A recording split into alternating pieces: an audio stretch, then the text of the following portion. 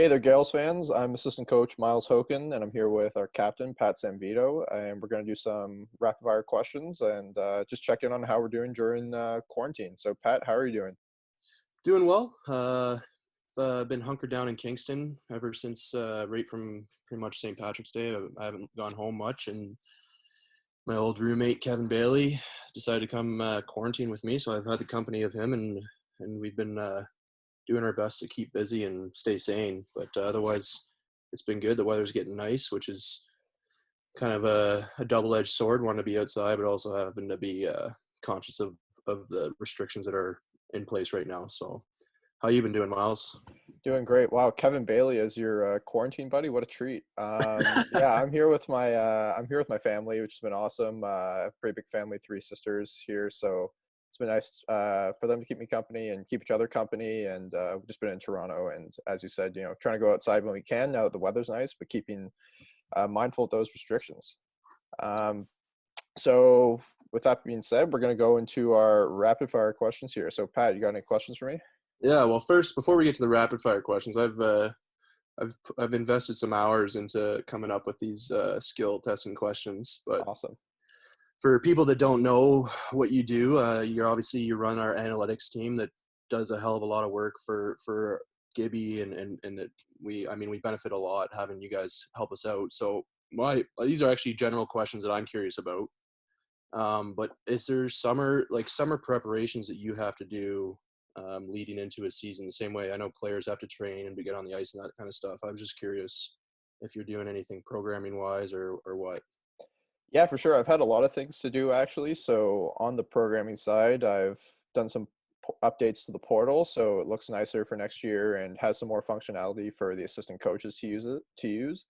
And also built a new model for expected goals. So what expected goals does basically is it puts weights on each shot to tell how likely it is. So, a shot from the blue line obviously won't have the same probability of going in as a shot right from the slot. And it tries to account for that in our shot metrics. So we can see not just if we're getting more shots than the other team, but how good our shots are and what the quality is. So I've been pretty busy with that. And then there's also these sports analytics seminars through the school that I've been watching and taking part in, which has been fun. Wow. So it's definitely more complicated than just going and running around a track or working out as the players have to do. Yeah, what Um, have you been doing to stay in shape? so it's obviously a challenge. And first of all, the work that Colin and Evan, like our athletic, our head strength guys have been doing is really, it's incredible. A lot of props goes out to them because they have so many different athletes that they have to look after, and then obviously with the different circumstances of whether athletes have a personal gym to work in out in, or if they have any equipment or no equipment at all. So it's been a true testament to the work that they put into this school, because they've been able to personalize everybody's workout program, not only by sport, but also by if you have equipment or if you don't. If, like, for myself, I'm in a small 2-bedroom apartment, don't really have space to set up a yoga mat and work out in here, and they take that into account. So just for today, like today as an example, me and Benny Fanjoy went to the Mem Center and used the track there to get the workout in that Colin designed. So it's obviously different, and it poses different challenges, but it's incredible the work that Colin and Evan have been putting into it so far. And that's essentially what we've been doing. It's going to get interesting when we try to figure out how we're going to get on the ice or things like that. I guess that's more of a problem we'll have to face later on in the summer. Yeah, But for sure. it's definitely a different summer than any summer I've had training for a hockey season. But the question that I had for you, living with the king of superstitions himself again, I was curious if I'm a pretty superstitious guy, but I was curious if you have any game day rituals or things you do. I actually do. So, yeah, you don't typically think of coaches as being superstitious, but I walk into the rink the same way. It's the same way I did kind of in our playoff run in our Queens Cup run where we won the championship. I walk into the Mem Center from that parking lot entrance, and then I go up the stairs, like kind of through to walk on top of the stands, and then I go down the left side into the tunnel and then into the coach's office, and I do that usually around 5:15 on a game day, usually give or take. For songs like in the car, I just kind of listen to whatever like I'm listening to. I don't have one there. And then for warm-ups, if we won the last game, I walk up that side to the stands to watch warm up, because you can go left or right. So yes, I do actually. What are your superstitions then? Oh boy, that's Bales really overshadowed me when it came to superstitions, but I do. I don't know. I've eaten the same thing pretty much. I eat my chicken and quinoa. If it's a 7:30 game, I eat at 1:30. I nap for an hour after that. I get up. I take my dog for a walk. I take her outside, and then I don't know. There's quite a few. I put the same skate on first. I take my stick the same way. I get my coffee, and if we won or depending how I feel, I'll either sometimes I'll get a muffin with my coffee or a cookie or I don't know. Yeah, It's very dependable but it's for the most part it starts basically the night before too as far as yeah, the food I'm eating then and the preparation. It's I don't know. I find it helps to focus and stay focused for the game and get me in the right mindset. And during that playoff run, I was watching instead of the same movie or same types of movies, I was watching Stanley Cup playoff runs before I would my nap just to get myself all juiced up. But yeah. all right, so my last for the people that don't know that you worked in the NHL the last summer, and you obviously had plans to do that this summer before that got canceled. Before I get into my questions, because a few of them, it'd be good to have the background knowledge of what you did. But if you want to talk about your experience with the Vancouver Canucks, Yeah, for sure. So I was really lucky last summer. Got an internship in the NHL and working in the Canucks analytics department. And yeah, I can't go into too much about what I did because that's all confidential. But I can only say like it was an experience of a lifetime. Had great mentorship, a great boss, a great team over there to work with, and yeah, it was just really any like hockey analyst's dream. And very grateful for the opportunity they gave me, and I'm looking forward to hopefully my future there once this COVID-19 stuff is getting a little back to normalcy. is who was the best analytics player for the Queensgales last season, as far as in general overall? Uh, I'm gonna go with Eric Margot because he put up the traditional stats last year. He also had a pretty good possession numbers, Corsi, and shot numbers. But also his game is drawing penalties. He does take a lot too, but he does draw more than he takes. So I'm gonna go with him. All right. Favorite NHL player growing up and favorite and currently, or if it's the same. Growing up, I mean, it was Ovechkin probably. But in terms of like another example, it was Ovechkin and then Mikhail Grabovski, who was a player who used to play for the Maple Leafs. That name will throw some people back. And then today, I'd say my favorite's Elias Pettersson. Who? Pedersen, but Oh, I was on exchange, and the Swedish all right. people told me how to Okay. say it properly. So, All right. yeah, Yeah, you threw me off there. yeah. And then this is actually, I was curious if you have like it's the same way you have a favorite NHL player. Do you have like a favorite like NHL like or analytics person, like the guy or girl that you kind of look up to? Yeah, for sure. I'd say for me, it's my boss in Vancouver, in Fox. Great guy and really great analytics professional, and I look up to him a lot. It's awesome. This is a personal favorite of mine. Would you rather be a movie star or a rock star? Ooh, I'm gonna go with Rockstar. Especially I like my rock music too, so I'm gonna go with that. Yeah, I do the same. What's the biggest challenge you, as the head of Queen's Analytics team, have you faced over since you kind of took over?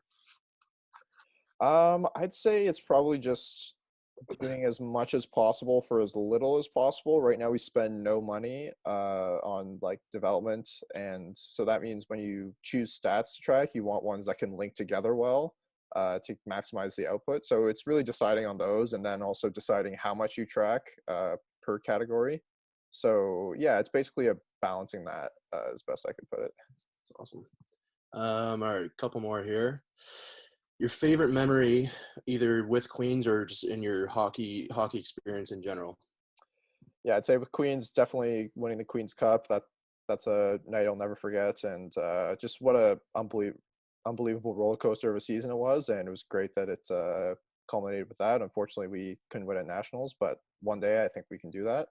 And then otherwise, I'd say the draft last year was a really special moment. It's awesome. What's your favorite as a fan? What's your favorite sport other than hockey? Baseball for sure. I got my Blue Jays cap on. I really miss my Blue Jays baseball now. I see they're airing KBO games, so I think I'm gonna watch some of those because I just miss like watching baseball and maybe doing something on my laptop, like doing some work or watching someone else, but just having the game on to have in the background. And yeah, I really miss baseball now. All right. Do you have a favorite stat that you like to track? Like, I know you guys keep track of a lot of different things, but is there one that you personally enjoy keeping track of? Enjoy in terms of it's fun to track. It's probably time on ice because you have the iPad and it's like just very easy. It's very easy and clean to do. In terms of one that's like most useful for other analysis, I'd say all the shot coordinates because there's a lot of potential with those. That's how you make expected goals models, and that's how you can make really cool graphs. So I'd say those ones. All right, this is my last question. Bales and I came up with. It was more Bales had the knowledge on it, but analytics has obviously been made popular through Moneyball and baseball and all that kind of stuff. But Bales told me that there's been some European soccer teams in Europe that have tried running a team, like have their GM run as an algorithm basically and try to produce a winning soccer team. Mhm. So do you think with hockey could ever get to a point where you could basically have a GM working like a computer system or an algorithm and have a playoff contending team? I don't know entirely. I think yes, you could probably get a playoff team just based on punching numbers into a computer. But if you want to build a Stanley Cup contender, you need to take into account a lot of different factors. And the one I've definitely come around on the most since working with the Queens hockey team is character and leadership and how the room meshes. And those are also essential factors, not just for a sports team, but for any organization. So 100% reliant, no, but definitely I think every year we're seeing all sports become more receptive to analytics. It's awesome. But how do you spend the time most of your days? I mean, we're in between. I don't know if you're taking summer classes, but we're in between those semesters now. So what are you doing these days? Well, yeah, like you said, a couple weeks ago, I was still able to work on schoolwork. So that was essentially what my day consisted of. My productivity level was extremely low, so it would take me literally all day to do a couple hours of work, which was almost a blessing in disguise. But since being done that, I am planning on taking a couple summer courses just because of the circumstances, not having really any work available, all that kind of stuff. So I have the time to that's I'm taking 2 or 3 summer classes, and but right now it's it's finding different things to watch on different streaming services, and then I've kind of picked up the guitar and trying to teach myself how to play guitar, playing video games. But next week with summer classes starting, I'm definitely going to try and get into a routine of doing schoolwork and working out, preparing for next season. Nice. And any TV shows in particular that you've been watching that you've enjoyed? Um, the one that we've obviously that Michael Jordan documentary has been Great one, yeah. very cool and interesting. And then kind of as a little treat, Bills and I have been keeping it to just an episode a day of watching the Barcelona um, TV show on Netflix, which is super interesting to see how an Oh, organization that's cool. like that, one of the best in soccer. It's actually it's very very interesting in seeing how Leo Messi and all those guys operate. It's pretty cool. That is really cool. Yeah, I'll probably watch that one. I was lucky enough to go to a Barca game first semester, Yeah, and I went to definitely watch recommend it. it. One. All right, so now we're gonna get into the rapid fire. This one I definitely know the answer to, but dogs or cats? Yeah, it's obviously dogs. I got my Oh yeah, little Stella sitting on my feet right now. I have a little black lab, 2-year-old black lab. So I've always been a dog guy. I'm actually kind of allergic to cats, so I've never really been a cat guy at all. yeah, I'm with you 100% on that one. Which superpower would you want if you could choose a superpower? Um, that's always a tough one. I think that being able to fly would be pretty cool. I've always been a big Superman fan, so being able to fly or invisibility, one of those, one of the two, it'd be a tough call. Nice. Do you have any hidden talents that Gales fans might not know about? Um, I can do a Rubik's cube in probably about less than 2 minutes. I don't know if it's as much a talent. I kind of just memorized the steps that you have to do to finish it. So it's not necessarily a test of my knowledge. It's more just memorization. It's always a little something that I can say as a talent. I think that's pretty cool. Who was your favorite hockey player growing up, and who's your favorite hockey player now? So growing up, I'm from Guelph, and so obviously I was a Guelph Storm fan, and one of the the player actually that I modeled, like, well, not modeled my game, but I wore his number, was Daniel Paye, who ended up going and winning a cup with Boston, and Yeah. but he was playing for the Guelph Storm at the time. And it's actually kind of neat. Back when I lived in Guelph, he ended up. It was kind of came full circle. I went from being a huge fan of him and keeping his card in my wallet to him joining like the group I was working out with over the summer. So it was pretty neat being able to work out with them. And then, but now currently, um, I don't know, being able to watch. I think being able to watch like Eric Carlson in person, being able to see like elite defensemen play in person is pretty special. Yeah, that is. So Eric Carlson, I don't know. I'm a little biased. I'll say Mikhail Sergachev in Tampa Bay, just because I was able to play with him, and I think he's going to be a really good player as time goes on. That's very cool. That's awesome. Yeah, I guess you've had the opportunity to play with some of these guys who might be your favorite player now, which is pretty cool. Out of all the social media platforms, which one's your favorite? I'd have to say probably Twitter. I mean, I have Twitter, Facebook, and Instagram. I've been trying to limit my time on social media. I've hidden them on my phone to, especially being in quarantine, so I'm not really overloading the system as far as like visual stimulation. But Twitter I like because you can get news. You can follow whoever you want. So, but I have a good mix of real world news along with some comedians that I really enjoy seeing every day, seeing what their thoughts are. Nice. Very cool. Pre-game meal. So I've done it since I've been in Kingston pretty much and had to make my own meals. I make quinoa, just plain quinoa and plain chicken. So I have 2 chicken breasts and then usually about a cup of quinoa. And like I said, I eat it at 1:30 for a 7:30 game. If it's 7 o'clock, it's 1. And then, but it's been, and when I was in junior, it was chicken parm, but now living on my own, it's got to keep it a little simpler. Right. Yeah, I guess so. Now, favorite moment of your hockey career? So that's a good one. I've been very fortunate to have a lot of pretty cool memories with hockey. But probably by far, I've always said it's probably the coolest day of my life was winning the Queen's Cup. I mean, I was lucky enough to get drafted to Dallas on my 18th birthday, but I that might be one of those things that as I get older, it'll become more special to me. But right now, winning the Queen's Cup at home in front of a solo crowd and then getting to celebrate with family and friends is truly, I'll never forget it. And being able to do it with that group of guys is hands down the coolest hockey memory I've had. Yeah, that was definitely a special night. So now we got our last one here. Now, Patty, we've known each other for a few years now, and I got to know if I've taught you anything, kind of coach to player relationship here. So please answer this for me. What is a Corsi? What is a Corsi? For a while, I just knew him as a person. When I was in Windsor, the guy that basically does the exact same thing you do, his name was, I found out after being there for 5 years almost that his name was Evan, but I thought his name was Corsi. And then, but no, I'm pretty sure it's shots for and against so for a player, it'll be, if I was on the ice, the shots that are registered for and against at even strength. And then there's some sort of division or math that goes into it that gives you some sort of percentage. And pretty sure being north of 50% is all right. I don't know, but pretty sure shots for and against either divided or subtracted from each other. Yep, that's a solid A minus. I'll give you there. I'll take A minus any day of the week. I was looking for shot attempts, but you know what? I'm glad you got the shots for and against and the division and stuff mixed in there. You got that perfect. So I'll give it to you, Patty. All right, well that comes to the end of our session. Thanks for taking part in this, and hope you're staying safe, everyone out there. Thanks, Miles.